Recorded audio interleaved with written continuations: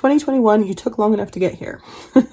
Well, it feels that way. So I thought I would start off the year with a new series. I think I'm going to call it Things to Help You Write. So as a writer, anytime anyone finds out that I'm a writer, the main question I always get is, where do you get ideas for your stories?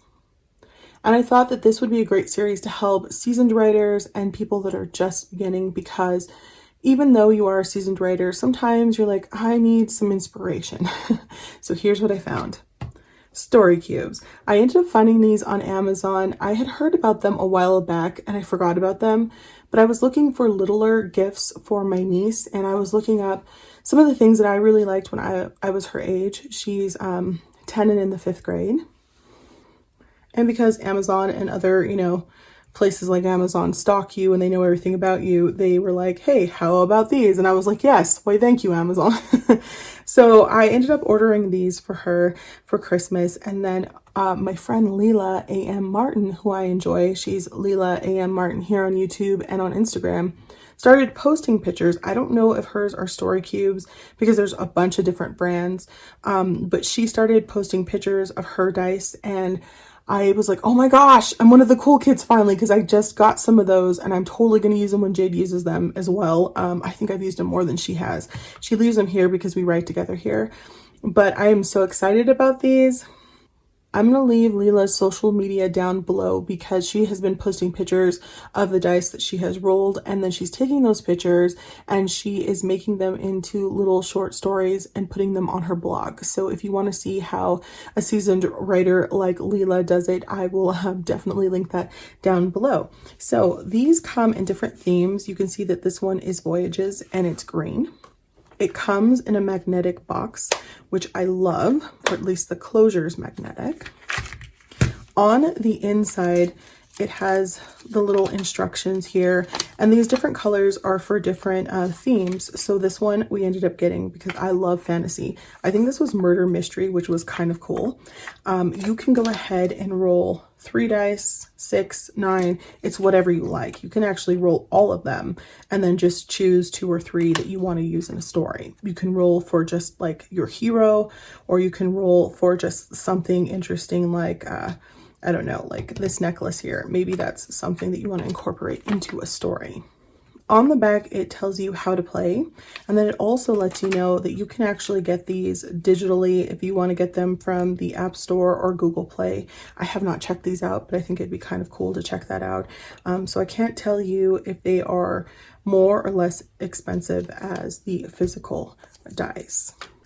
So this is actually the first one that I rolled, and I put it back in here, which is really nice. So if you wanted to take your time and come back to this, you can go ahead and close it and come back at the end of the day and work on it some more, or even the end of the week.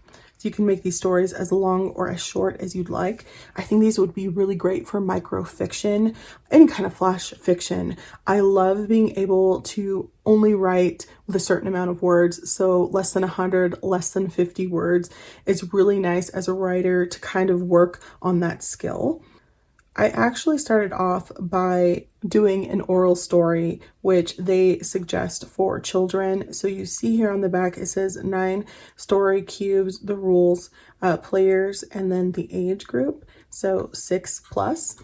But if you have a littler kid, they can just be like, okay, this is this, and this is what happened. And it's so cute. I can't wait. My niece wanted to take this to play with her littler cousin, and I thought, oh my gosh, you should totally do that, and let me know what she says. So my oral story that I came up with from these dice, and I used all 9, was there was an angry Viking who hated music, and he decided to travel to a place where music was outlawed. And when he couldn't find a place, he found an enchantress who had a stone, and she said that she could get rid of music in the world forever. And she gave him until, and this dice, you can choose how you interpret it, obviously. So it can either be sunrise or sunset. I said that she gave him until sundown at the next day to make a decision. And then over here, this star, I thought, well, that makes me think of like a sheriff's badge. Maybe it makes you think of like the Northern Star. But I thought, okay, I don't know what they would call it in Viking times. So I just said, the Queen's Guard found out about the angry Vikings' plan to get rid of music. So he looked for a witch that he was told could counteract the enchantress's spell. So that was the story I came up with. Jade loved it. She did her own and it was really cool. So I highly recommend these. Of course, I will go ahead and I will roll one for you guys right now in case you want to go ahead and leave a story down below, or if you take a screenshot of the one that I just did and you want to leave it down below, that's cool too. Okay, I'm gonna put them back in here.